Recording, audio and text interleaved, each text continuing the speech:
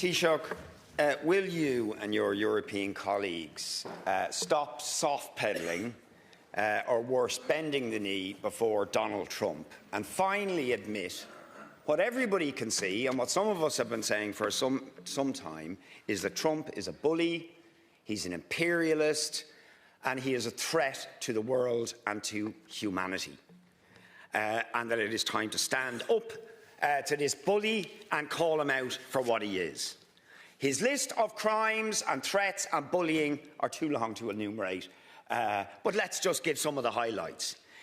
He armed a genocide, gave billions to Israel to carry out a genocide over 2 years, then invited Netanyahu, an indicted now a war criminal, to a New Year's Eve party in his mansion in Mar-a-Lago. You mentioned Putin and what a threat he is. He has now put Putin, an indicted war criminal, on the board of peace for Gaza, along with Blair, one of the major architects of the Iraq war, which claimed the lives of 1 million people, and, of course, Netanyahu and Israel.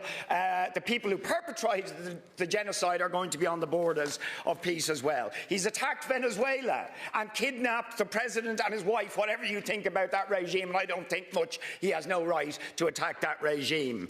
He has defended the execution of a 36-year-old mother and writer, Renee Good, by ICE agents and has sent paramilitary forces into the cities of America to attack people of colour and immigrants. He has threatened Colombia, Mexico, Cuba, Canada, Iran. He pretended he was interested in Ukraine because of the warmongering of Putin, which clearly isn't true, but actually exposed that what he wanted was the rare earth minerals from Ukraine. He is threatening an economic war and a trade war that is driving up the cost of living for working class people in America and threatens to do the same to hard-pressed working class people across the world. And just to add to it all, his pal is Elon Musk, who profits from selling child abuse material and misogynistic material on the internet. The disgusting list goes on. He admits his strategy is imperialist in the national security strategy, where they state the US will assert political, economic and military power over the Western Hemisphere. He quotes the Monroe Doctrine, which was used to justify interventions in Nicaragua, in Bolivia, in Panama, in Ecuador, in Iran, in Iraq in the 1950s. You can go through the list. So please, tell me, Taoiseach, are you going to stand up to the bully? You're not seriously going to go to the White House with Shamrock this year and celebrate our National Day with them. Surely you're going to tell US troops to get out of Shannon Airport, and you're not going to go along with the militarisation agenda that Trump is urging on Europe. Well, first instance, Deputy, as I said earlier, we are in a very serious situation. And our national interest, quite frankly, is to protect Irish workers, fundamentally. And we would behave accordingly to do that and to achieve that, and to make sure that we can get a reasonable frame of international legal framework through the UN, through getting countries to adhere to the international rule of law. The world is in a very, very bad place. Thousands and thousands of people are losing their lives all over the world. I've just instanced Ukraine, for example. Now, Europe did work with the US. Why? Why? You condemn, you rightly said, well, what has stopped Russia from taking over Ukraine in its entirety? Let's be honest. What has stopped it? You might like to admit it. US firepower has. US intelligence has, along with others in the European Union and the United Kingdom. That's the reality. I mean, if you want to abandon all of that, that's fine. And I don't agree with it. I agree with you in the sense I don't agree with spheres of influence. I don't agree with the Monroe Doctrine. But you're suggesting we open up to that. And I don't think you mean it, but those are the implications. Because Russia takes Ukraine. Is that what we want? Russia takes Moldova? Iran does what it does? I mean, when we discuss the Middle East in this House, I never hear criticism of Iran. Never. Just aside, no. In terms of the malign influence Iran has had in the Middle East, Hezbollah, Hamas, you name it, Houthis, in terms of trade routes, economy, we never hear it really to any great extent or any consistent extent. We're now hearing from Iran potentially 4,000 citizens murdered, up to 12,000 could have been murdered, because we don't know what the internet blackout and so on like that. And it's very, very difficult for citizens in Iran who want to adhere to the principles of freedom of association, freedom of speech.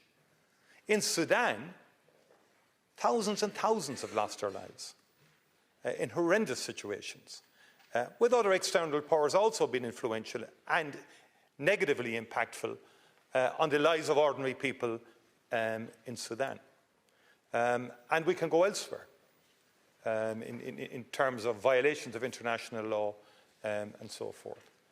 And our guiding light is and has to be adherence to international rule of law, to the United Nations, and it's imperfect as it is, and I agree with Antonio Guterres, Security Council is long outdated with the post-World War II scenario there in terms of the powers that are on the Security Council. So it's not, this is a broader issue that affects the entire globe and many malign actors involved. Taoiseach, I have and I do and I will again condemn the Iranian regime for the violent repression of protesters and for shutting off the internet and the censorship of what's going on, as I condemn and have condemned Putin for the illegal invasion of Ukraine. You wouldn't be presenting them with Shamrock, would you? But you're going to go over and present Shamrock to Trump. Even now, and it's taken a threat to Greenland because it impinges on the interests of the EU. Isn't it the truth that this is the consequence of you remaining silent and of the EU remaining silent, or even worse, echoing and reinforcing what Trump has done, or at least being silent in the face of the genocide in Gaza, or the actions in Venezuela, or the threats against Canada, all of the threats elsewhere in the silence of the world? It's now come back to bite Europe. So I ask you, what are you going to do about it? Surely you're not going to go over to the White House and celebrate our National Day and hand them Shamrock. Will you tell the US troops to get out of Shannon when they're threatening the world in the way they are? And will you not dance to the tune of Trump, who is saying we should spend more on militarisation, that we don't go down the road of militarisation and warmongering, which he represents? Ireland hasn't been silent on the Middle East. Ireland hasn't been silent on Gaza. And that's recognised around the world. No matter who it annoyed or may annoy. We've stood firm on a whole range of issues in the context of the Middle East, and will remain so. And in the context of the US, up to 40 million people in America claiming Irish descent. We've always had a very strong relationship of the US, irrespective of who the president happens to be or who's in power on the Hill at any given time.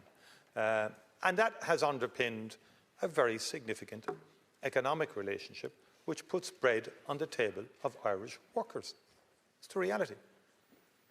And it's easy for me to make grand statements, and for you and everybody else. Grand statements don't put bread on the table. Easy to do, Deputy, but it doesn't put bread on the table. We need cool heads. We need to be calm about this. We need to be firm on principle. We need to be showing solidarity with our European Union member states, and no issue with doing that. I think it's the right thing to do. Thank you, Taoiseach. And that has to be our approach. Thank you.